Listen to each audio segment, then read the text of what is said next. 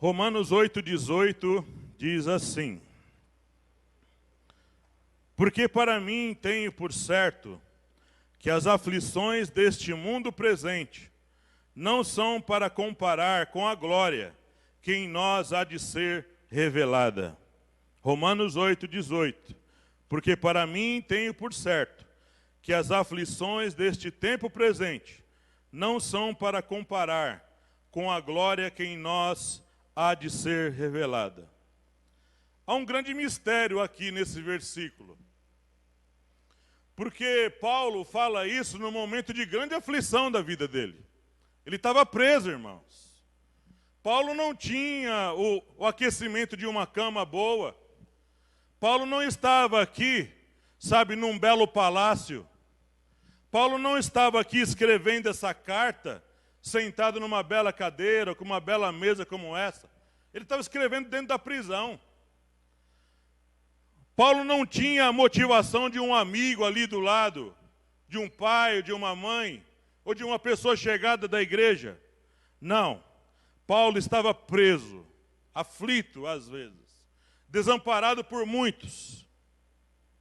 Mas Paulo encontrou no sofrimento motivação para poder continuar. Paulo escreve de alguma coisa que ainda não foi revelada. Paulo fala de uma coisa que ainda vai ser mostrada. Paulo fala que a aflição que ele passava, ou as aflições que nós passamos como igreja, não dá para comparar, nem no tamanho, nem na profundidade, não dá para comparar nem na extensão de anos, ainda que passemos a vida toda sofrendo, o que é uma coisa que não acontece. Ainda que passemos as aflições de Jó, porque não temos na história notícia de que alguém passou o que aquele homem passou. Muitos servos de Deus passaram, e vão passar momentos difíceis na vida aqui. Momentos estreitos. Não vão morar em casas bonitas ou em bairros bonitos. Não vão morar nos jardins ou ter casas boas. Não vão ter muito dinheiro no banco. Vão, às vezes, passar uma vida toda trabalhando num emprego simples, batendo cartão, suportando coisas no seu serviço. Todas essas coisas que passamos na vida aqui, aflições múltiplas, pessoas que estão morando em lugares difíceis, como em regiões da África, regiões islâmicas, regiões de dura perseguição. Todo esse sofrimento que passamos, que essas pessoas têm passado, Paulo fala, não é para comparar com a glória que em nós há de ser revelada. Que glória é essa? Só podemos falar em termos do que temos na Bíblia.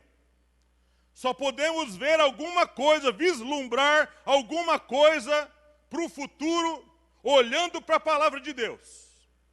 Que glória é essa? É o tema da minha mensagem. Que glória é essa que ainda será revelada? Que glória é essa da qual Paulo falava? Que glória é essa? Os cânticos, irmãos, eu observei aqui, todos têm a palavra glória. Todos. Parece que combinei com as pessoas do louvor. Todos tinham a palavra glória. Que glória é essa que ainda será revelada?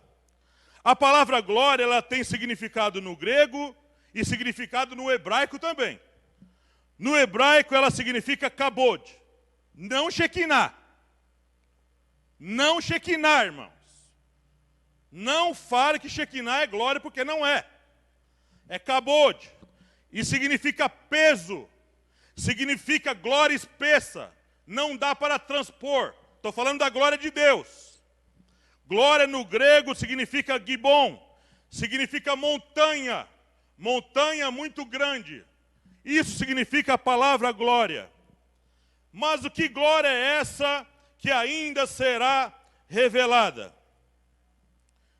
Primeira parte é de que nada que sofremos aqui ou sejamos abençoados serve de parâmetro para medir como será lá.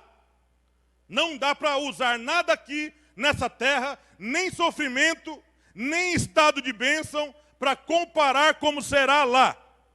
Seu sofrimento aqui não tem condições de medir nada de como será a glória nossa lá.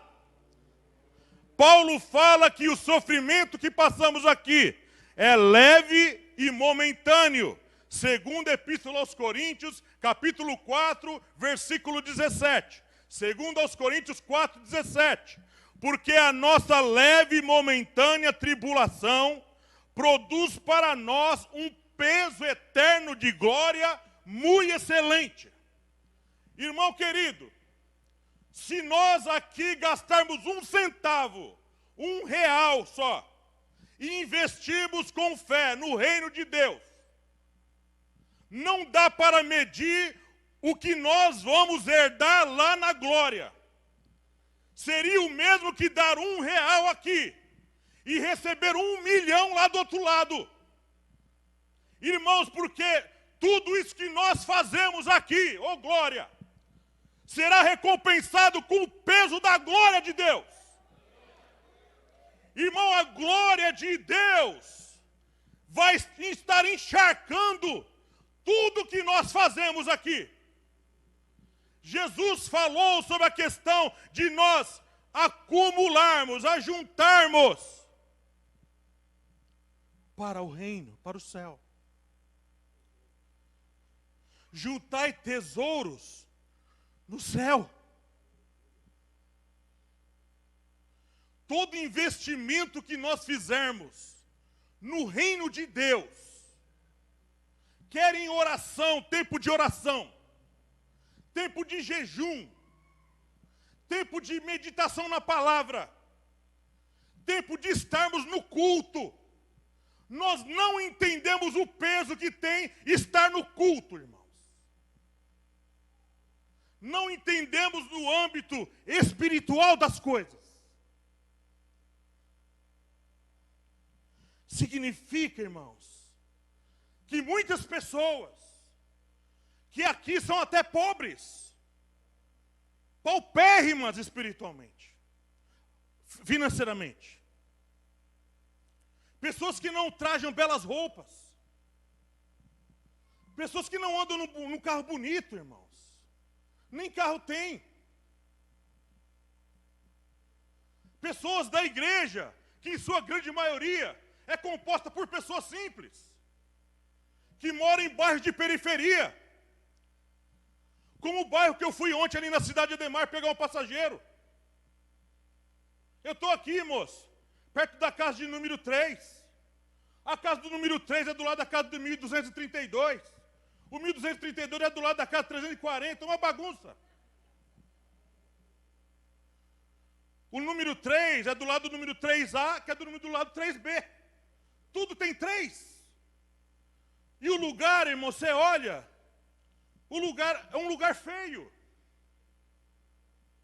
Um lugar feio. Mas a pessoa que entrou no carro era um crente, irmãos, uma crente, com seu filho. E tinha uma grande alegria de estar ali. Toda essa alegria, esse contentamento espiritual, será recompensado com um peso excelente de glória lá na eternidade, irmãos. O apóstolo Paulo entendeu. Ele fala essas palavras porque ele entendeu qual deve ser a motivação do crente, querido irmão. A motivação do crente não é ter coisas. Fazer as coisas de Deus não envolve em ter. Contentamento em ter as coisas. A bênção de ninguém pode ser medida por coisas que temos. Porque a riqueza de um homem não consiste na abundância do que ele possui. Jesus falou isso.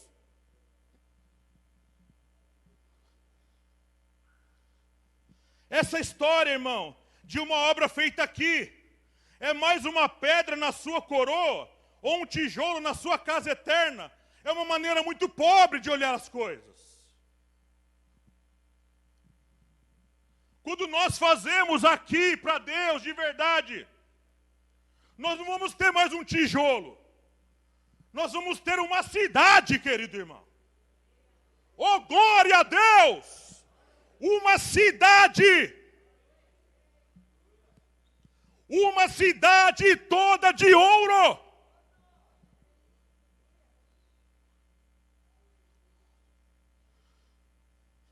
A coroa, Renata, Márcia, Norina, a coroa é individual, irmãos. E graças a Deus que a minha coroa vai ser bem grande, com a cabeça grande como a minha. Hein, Elma? A minha coroa vai ser maior do que a de vocês, irmão.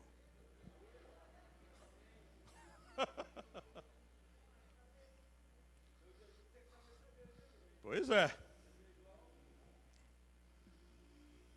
A coroa, irmãos, vai ser dada um por um.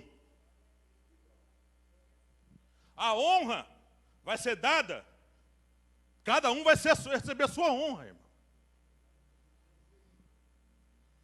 Tudo que você está fazendo aqui para Deus de verdade, nada está sendo esquecido. Nada está sendo colocado debaixo do tapete. Cada real, cada oração, cada visita, cada palavra falada em verdade, está sendo acumulado. Acumulado, irmão. Viu, pastor Gisele? E junto com isso, um peso muito excelente de glória junto.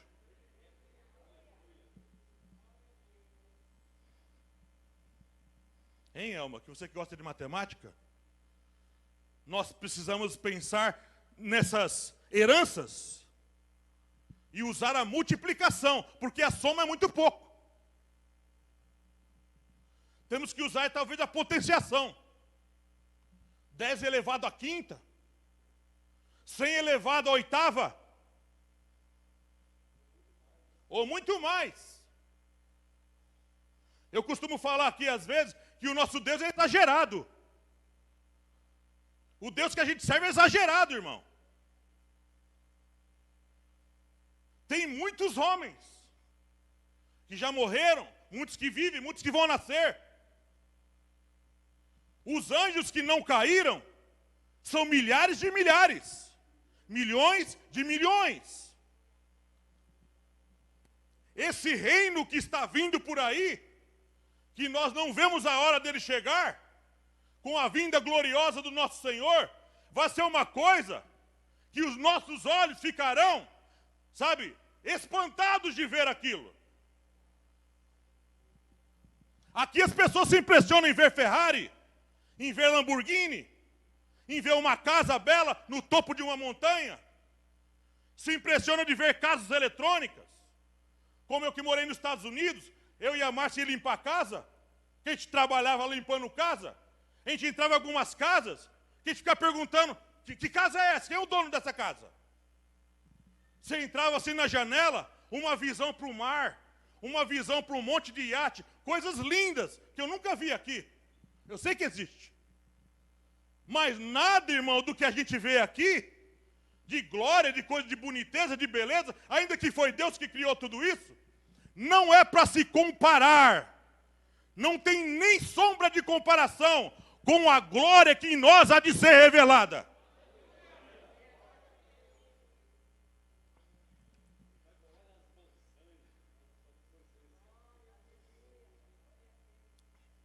Lá, verdadeiramente, para brincar um pouco, seremos chiques, irmãos. Né? Lá de verdade, Elma. Seremos chiques de verdade. Trajaremos vestes reais, irmãos. Trajaremos vestes reais. A Bíblia diz que nós vamos reinar com Cristo, irmão. A Bíblia diz que nós seremos reis e sacerdotes naquele lugar. Aqui, irmão, a gente pode não valer nada para muitas pessoas. Aqui a gente pode não ter nada, muitas vezes não temos mesmo. mas lá seremos riquíssimos, irmãos. Riquíssimos, pastor Luiz. Graças a Deus não precisamos dirigir Uber lá naquele lugar. O pastor falou que nós vamos dirigir carro de fogo lá. Tudo, irmão, que a gente passa aqui, tem um exemplo clássico para olhar. Quem? O de Jesus. O de Jesus, irmãos. Filipenses descreve bem o que Deus faz quando a gente persevera. Esse Jesus perseverou. Filipenses ilustra isso. Ele perseverou cada momento do sofrimento de Jesus, não foi esquecido por Deus. Jesus veio aqui, irmãos. Esse homem nasceu num lugar pobre, não nasceu num palácio. Logo como criança, queriam tirar a sua vida. E um rei poderoso queria fazer isso. Esse Jesus foi desprezado pelos seus, pelo seu próprio povo. Esse Jesus foi perseguido. Esse Jesus foi preso. Foi coroado com uma coroa de espinhos. Esse Jesus apanhou na mão dos pecadores. Teve o seu corpo cortado. Esse Jesus foi para a cruz, morrer como um ladrão. Mas a perseverança de Jesus até o final, na morte ali, quando ele grita, tetelestai, está consumado, rendeu a ele uma exaltação que ser nenhum vai ter em lugar nenhum. Ele tem hoje um nome que está acima de todo nome. Ele tem uma posição sentado à destra do Pai. Ele foi chamado de Senhor e Cristo. Ele é Deus soberano, Ele tem a plenitude do Pai nele. Irmãos, o que Deus faz, quando nós perseveramos, nós vamos ver naquele dia. Não será nada em vão, nada, o que estamos fazendo.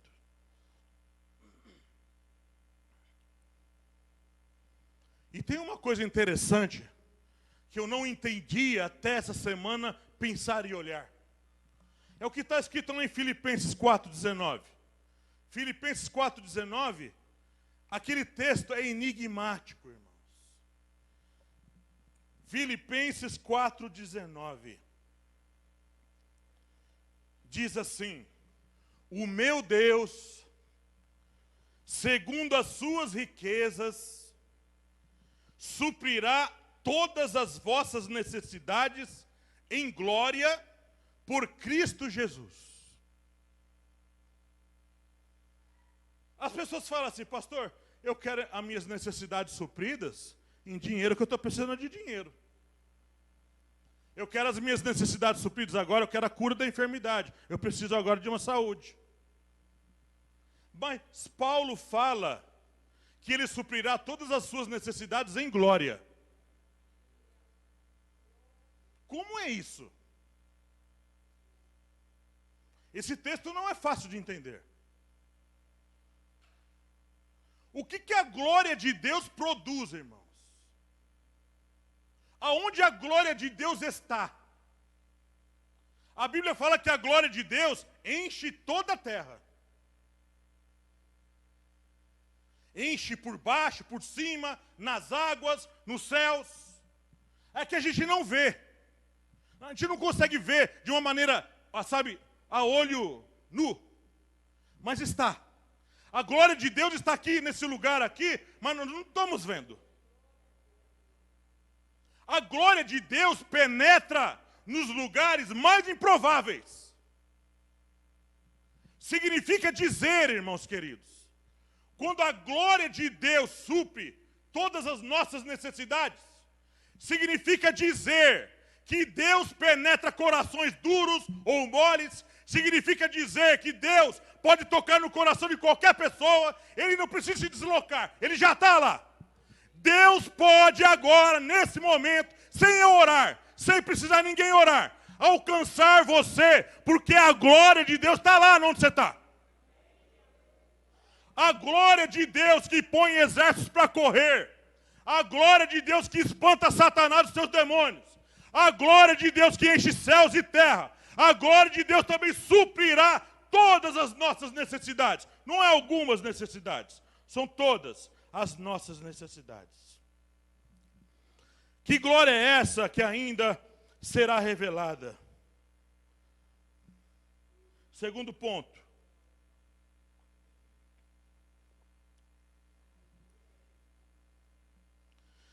Entenderemos o que realmente somos em Deus. Lá, nós vamos entender. Eu sei que é pedir muito aqui para entender de verdade o que somos e quem somos. Hoje, como servos de Deus. A gente olha muito para a aparência das coisas, não é? A gente olha o fulano, mal vestido, e olha a pessoa sem condições, ou um irmão que se apresenta com uma necessidade, a gente olha ele tão para baixo, olha ele tão pequeno. Mas naquele dia, nós vamos entender quem somos em Deus. Naquele dia, vamos ver como nós somos vistos. Deus não olha você dessa maneira aparente como a gente vê. Deus olha você como um filho, com a glória dele. Acredito que muitos dos nossos óculos espirituais estão embaçados com os problemas que a gente vive na vida. Jesus falou por uma igreja sofrida que essa igreja era rica. A igreja de Esmirna, capítulo 2 de Apocalipse, versículo 9. Eu sei as tuas obras, a tua tribulação e pobreza. Você vai analisar na história a igreja de Esmirna. Era uma igreja que passava muita fome, irmãos. As plantações eram sempre queimadas por reis tiranos de Roma. As plantações eram roubadas por muitos romanos. E a igreja de Esmirna passava muita fome, muita miséria. Eles não tinham dinheiro, não tinham água muitas vezes. Eles precisavam de milagres de Deus para poder se sustentar. E Jesus vem na igreja de Esmirna e fala: na verdade vocês são ricos. Nós não podemos julgar a nossa vida de riqueza ou de pobreza por aquilo que possuímos nas mãos, pelo dinheiro que temos na conta bancária. Deus não analisa sua riqueza ou pobreza desse prisma, dessa ótica. Deus olha, na verdade, o que tem dentro de você. Você não é, irmão, o que é por fora. Você é o que é dentro. Nós somos aquilo que somos dentro, irmãos queridos. O quebrantamento, o amor, a misericórdia, a paz, a paciência, é um fruto do Espírito, mas que está dentro da gente, irmão. A gente fala no que o coração está cheio. A gente manifesta o que está dentro da gente. A nossa riqueza está dentro da gente, querido. Jesus falou que o reino de Deus está dentro de vocês. Não está fora. Não está lá fora. Por isso que muitas vezes a gente se surpreende em visitar uma pessoa que mora num lugar pobre. E a gente vê a alegria daquela pessoa em nos servir. Como quando eu e minha esposa fomos para Minas, numa cidade chamada Ponte Nova. Mas a gente não foi em Ponte Nova. A gente foi num vilarejo, na roça, afastado da estrada. E muitas pessoas, uma alegria de servir uma comida. Ou no sertão da Paraíba que nós fomos, a pessoa alegre em servir uma água marrom, uma água suja, na maior alegria servindo a gente, na maior alegria e abertura para ouvir a palavra de Deus. Por isso que Jesus fala para João Batista. E aos pobres é anunciado o reino de Deus. Pobre tem muito mais abertura de ouvir. Nem o rico entra no céu. Não estou falando isso. Não estou falando isso. Gente boa, empregada, gente com dinheiro no bolso, não serve a Deus, serve também. Mas a abertura é muito maior entre os pobres.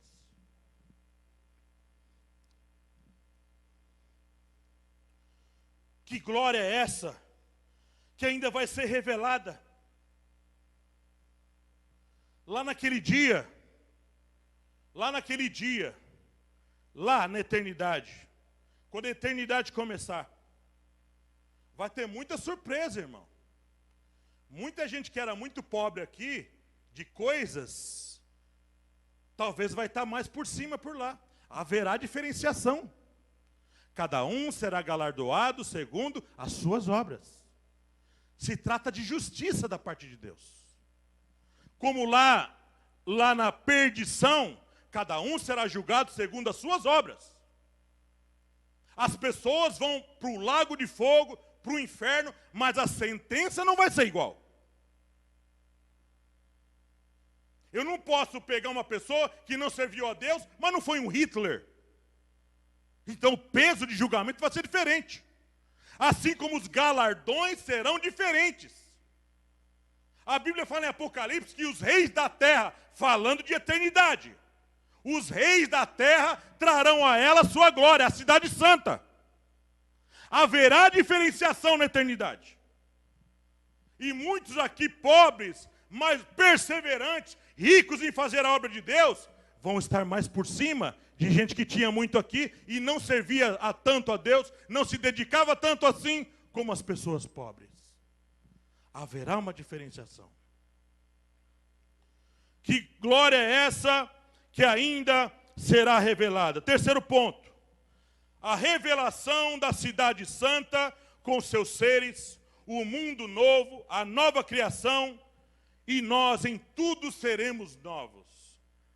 Tem uma coisa que vai acontecer na eternidade, significa dizer que você, Renata, não vai mais chamar Renata. Você vai ter um novo nome, Jesus falou. Até Jesus terá um novo nome. Meu nome não será Nilo lá. Qual será? Vai ser revelado. Você não vai chamar mais Francisco. Vai ter um novo nome. Exatamente. Porque tudo novo. Um mundo novo. Apocalipse 21:11. E vi um novo céu e uma nova terra. Porque já o primeiro céu e a primeira terra passaram e o mar já não existe. Não vai ter mar, não vai ter lua, não vai ter sol. Acredito que também não vai ter estrelas. Não está escrito, mas eu estou só conjecturando. Esse novo mundo, essa nova cidade que desce do céu. Que desce do céu. Essa nova cidade que está para ser revelada. Eu pensando hoje nisso, de manhã, eu acredito que nem os anjos, nem os 24 anciãos, nem os querubins, nem os serafins, nem eles sabem o que é isso ainda.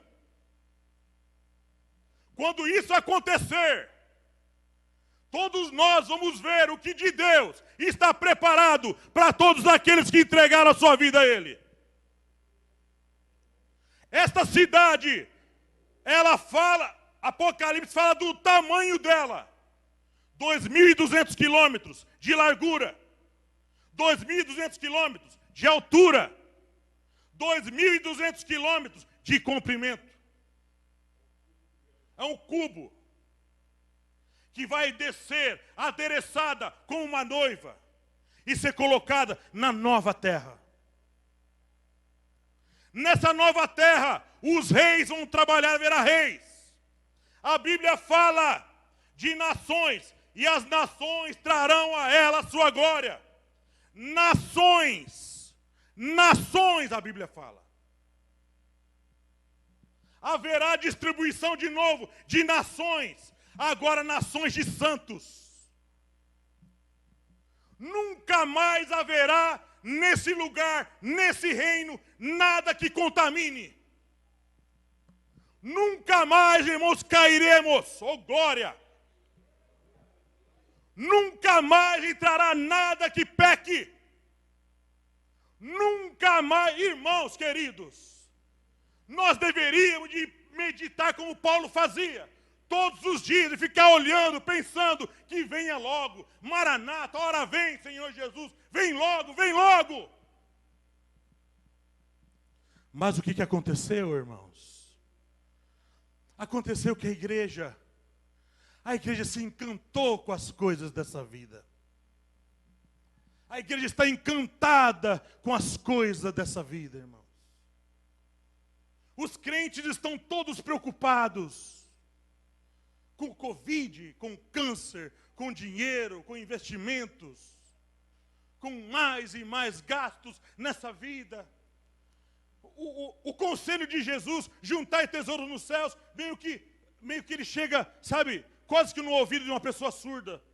Ele chega tão baixinho que a gente fala e a pessoa logo vira o rosto. A gente fala das coisas do céu, das coisas da eternidade, que eu todo dia, irmão, pelo menos um momento da minha vida eu paro e fico pensando que venha logo esse reino, que venha logo, Senhor, e passe logo esse mundo.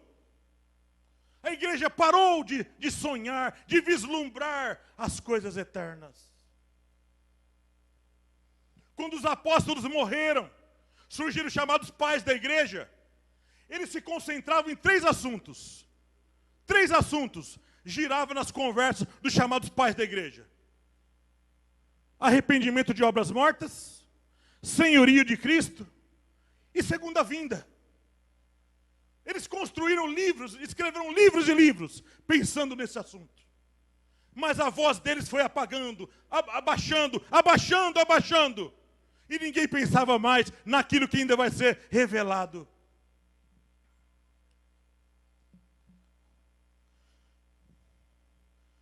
Uma coisa interessante que vai ser revelada, irmãos, é o corpo que nós teremos. O corpo glorificado de cada pessoa.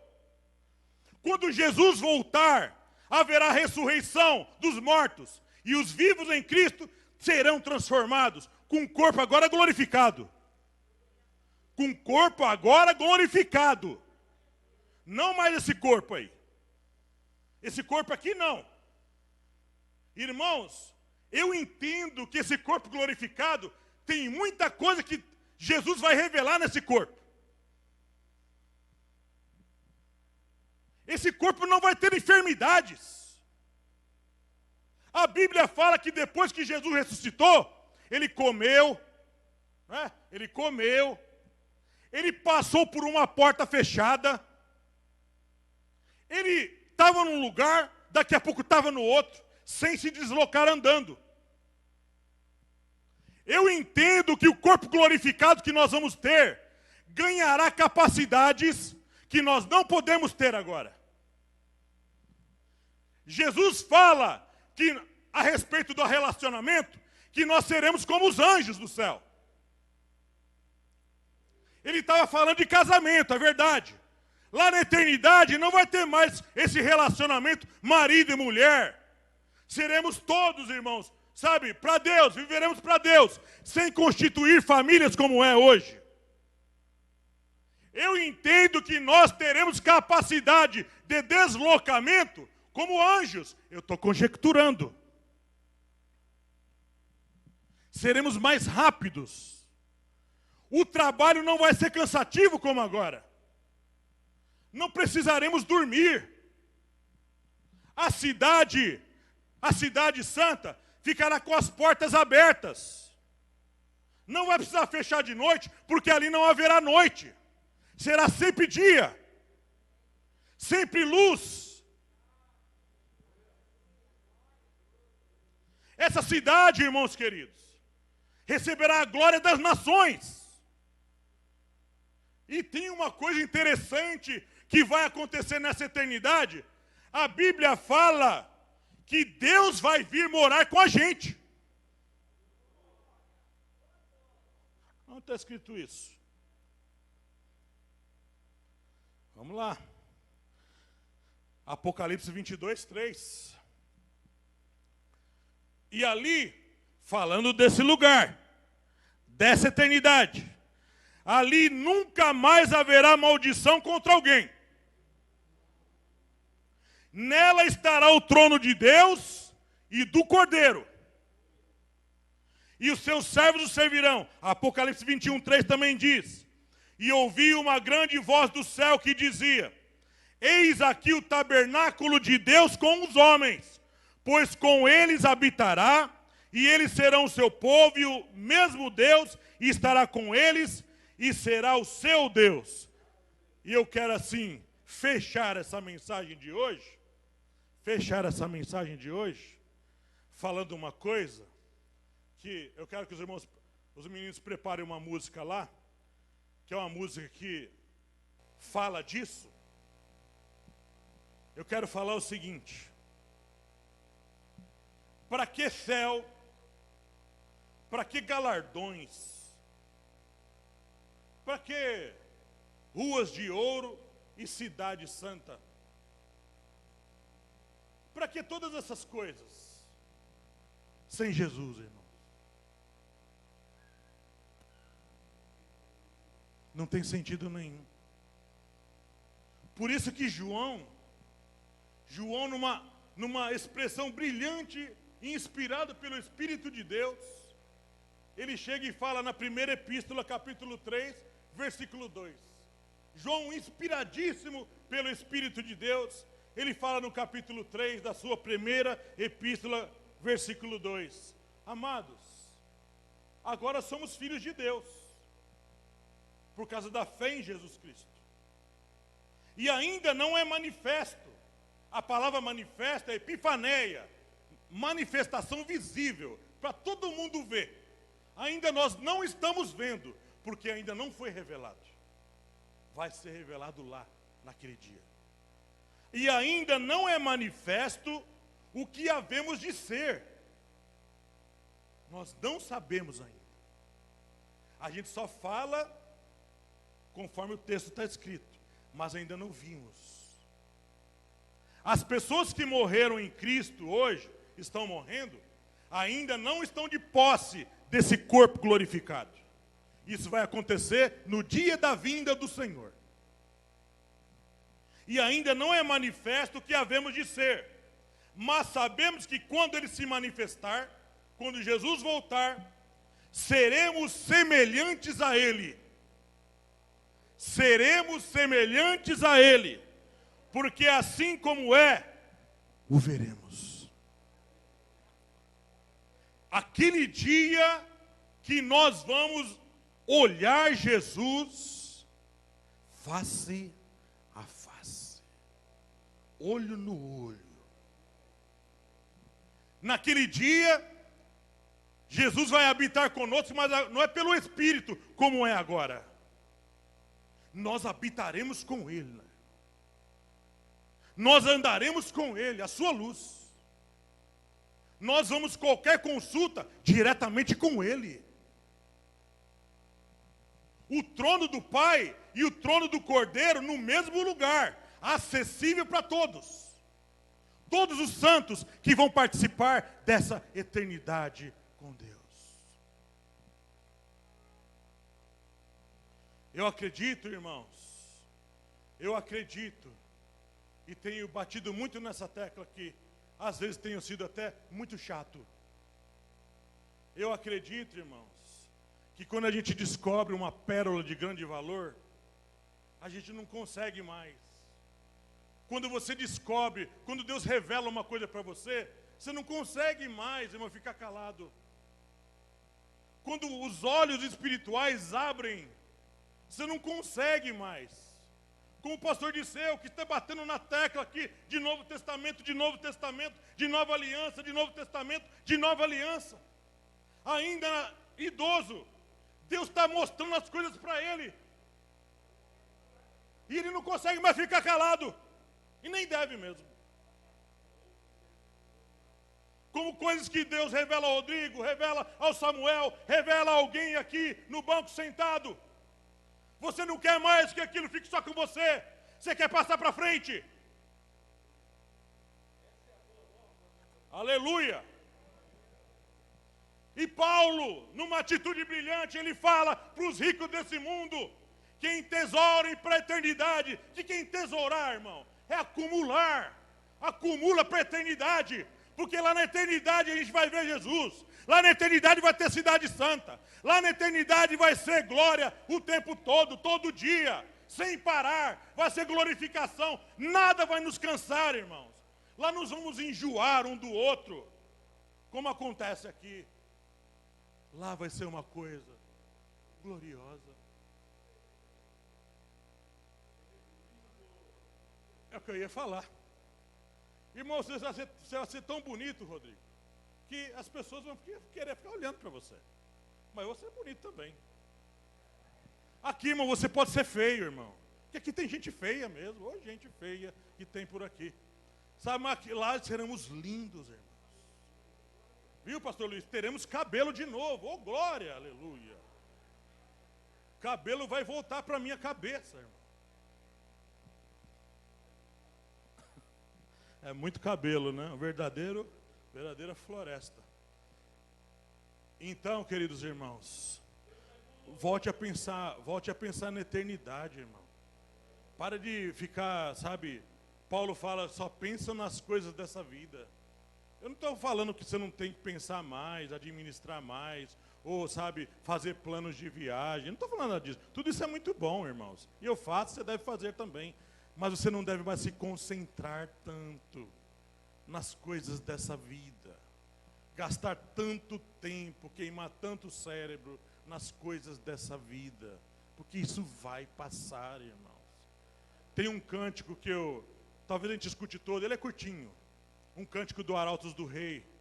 Sabe, um grupo que eu gosto de ouvir. Que eles cantam sobre isso. Eles falam, para que céu, Senhor Jesus? Já está no jeito aí? Pode pôr. Pode aumentar. Essa música é muito boa.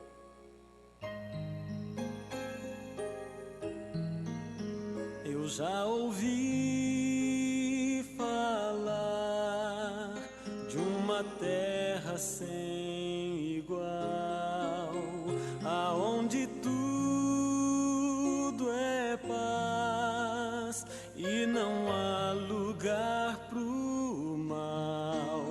almejo esse lar tão puro e sem igual. Mas eu não sei o dia em que virá pra mim. Enquanto estou aqui, começo a pensar desse bom lugar já posso desfrutar. E quando vejo mãos se unindo, multidões cantando um hino, vejo anjos celebrando, é o céu que está chegando. Eu posso aqui provar as delícias desse lar. Se eu procurar viver como meu Jesus vive, em meio à luta e dor, eu posso estar em paz, pois meu viver já coloquei nas mãos do Pai. Enquanto estou aqui, começo a pensar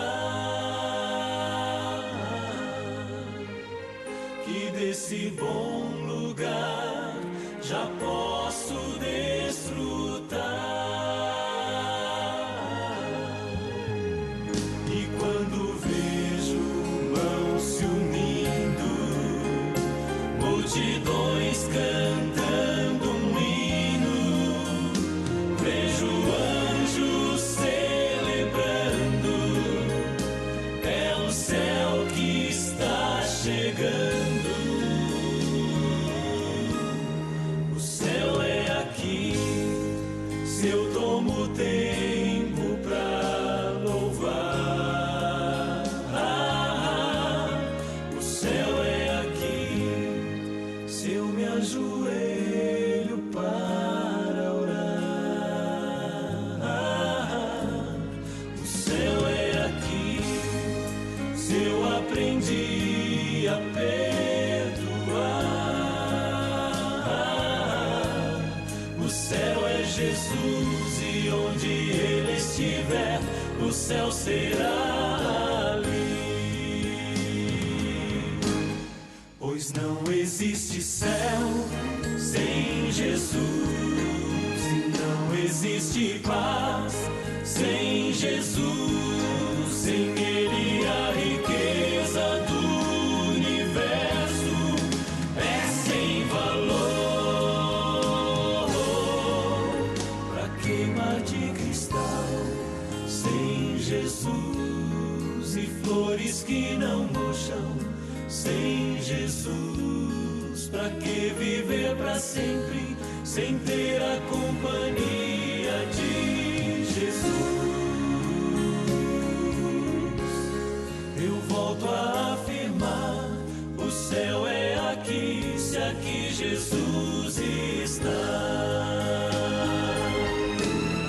O céu é aqui, se eu tomo tempo pra louvar.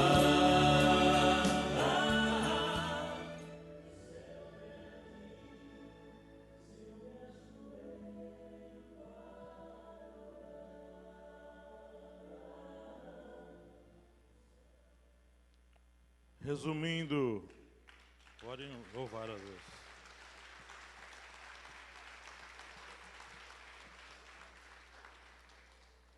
A gente deve pensar nas coisas eternas, irmãos, porque tudo isso aqui, infelizmente, vai passar muito rápido, e a nossa vida também. Graça e paz